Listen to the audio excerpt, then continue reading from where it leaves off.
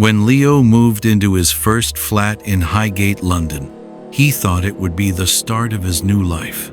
But he never imagined that this wouldn't be the beginning of a new life, but rather the arrival of something that would keep him in a state of mental unrest for the rest of his life. There was something in that flat that took away Leo's sleep at night. He was always in fear that something was there, watching every step of his life, where he went, who he met, and even constantly keeping an eye on his social media accounts. One day, waking up suddenly in the middle of the night, he comes face to face with something that turns all the calculations of his life upside down. Coming to this flat didn't just put him in danger. Rather, it put the lives of people at risk with whom he had no blood relation. Was everything happening actually real, or was it entirely Leo's hallucination? And if it were true, then what did that thing want from Leo? And what exactly happened that night that forced Leo to leave that flat? Leo's childhood was spent in the Croydon area of London. The place was somewhat lawless. His father was a weekend warrior, meaning it was his routine to return home drunk every Friday and Saturday night and scream and shout. Leo's mother wasn't very peaceful either. There were constant quarrels and friction between the two of them.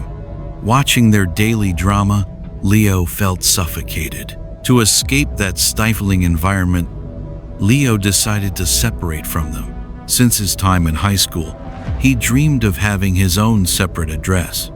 After starting college, when he saved some money from digital content creation, he began searching for his dream home day and night on Zillow and Facebook Marketplace. Finally, in Highgate, North London, he found a converted Victorian-era flat. Compared to the rent, the place was quite large. The flat had a strange layout. Entering through the front door led to a huge living room and dining area. Right next to it was a narrow galley kitchen separated by a wall.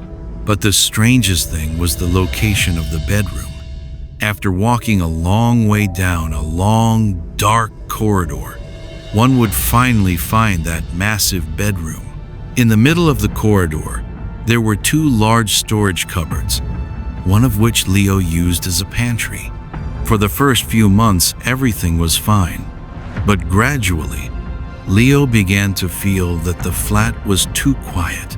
Sometimes at night, he could hear someone walking very cautiously over the ceiling. He thought maybe it was the work of rats or squirrels since it was an old house.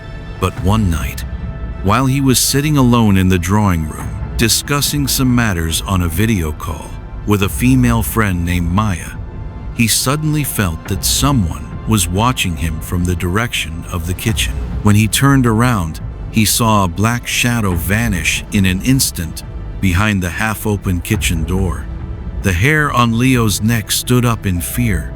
He slowly went toward the kitchen, but he saw nothing there. Although afraid, Leo convinced himself it was just an optical illusion.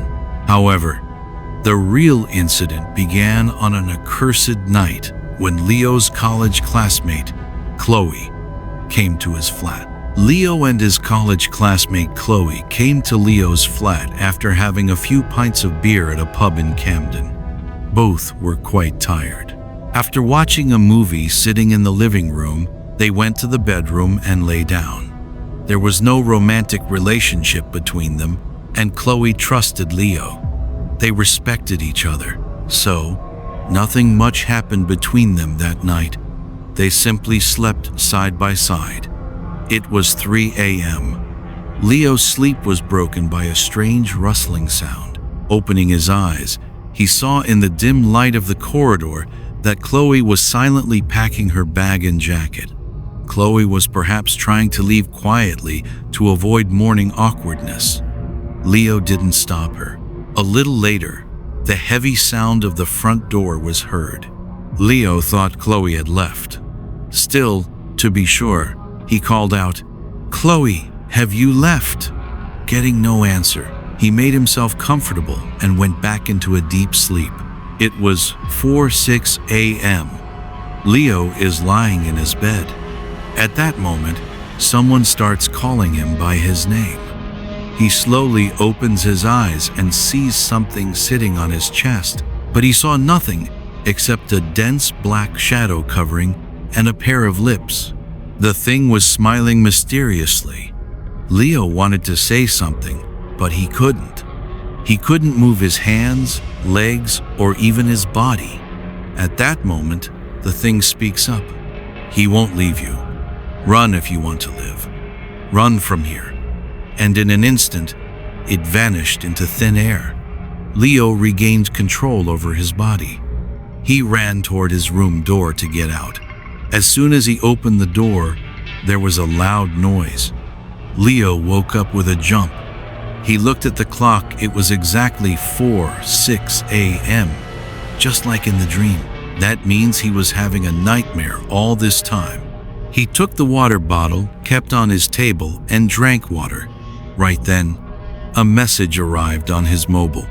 The message was sent by his friend Maya. Maya was a quiet and brilliant girl from Leo's college, with whom Leo occasionally spoke about lab assignments. But reading the message, Leo's blood ran cold. It said, "Julian, I like you very much. I want to spend my whole life with you. I have also told my parents about our matter. Will you marry me?" Leo was shocked. There was nothing between him and Maya except a hi-hello relationship. Why would Maya send such a crazy message? And what had she told her parents? Leo saw there were many other conversations. However, he got worried. His name is Leo. So why is Maya calling him Julian? Checking his ID, he saw it wasn't his, that is, Leo's ID, but rather an ID of a person named Julian on Leo's mobile, which Leo neither used nor knew anything about. He fell into a great panic. What is happening? Many questions were spinning in Leo's mind. He thought maybe some friend from college opened a fake ID named Julian with his phone and messaged Maya with it. Since he didn't use a lock on his mobile or laptop, anyone could take his mobile and do whatever they wanted without his knowledge. But he noticed carefully in the message that the last message was sent to Maya from his mobile at 3:30 a.m. But he was sleeping, and Chloe had left much earlier, so who sent this last message? While thinking all this, his eyes suddenly fell toward the half-open door of the bedroom. The corridor outside was pitch black. Right then, he saw something he was not prepared to see at all. He saw two pale, long-fingered hands tightly gripping the edges of the white door frame. The knuckles were white, as if the person on the other side of the door was hanging there with the full strength of their body. Leo's breath stopped. Trembling, he turned on the torch from the phone's control center. As soon as the beam of light hit the door, the hands disappeared into the darkness with the speed of lightning. Leo screamed like a madman. "Who's there? Get out of my house!" He checked the whole flat. Kitchen, bathroom, inside the cupboards, nowhere was anyone. The front door was closed then, but it wasn't locked. Leo was sure he had locked the door that night. The next morning, what he saw made his body go cold. Distinct fingerprints remained on the white paint of the door, greasy, dirty handprints. Leo realized that what happened last night was not a mistake of his mind, and he left that flat within a week. He completely forgot about Maya's matter. Leo had escaped and survived, but he didn't know what that shadow actually was. If the flat was empty, where did those handprints come from?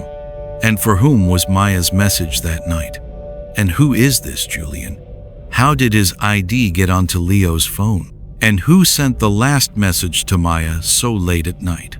The mystery is actually very deep, which doesn't end here.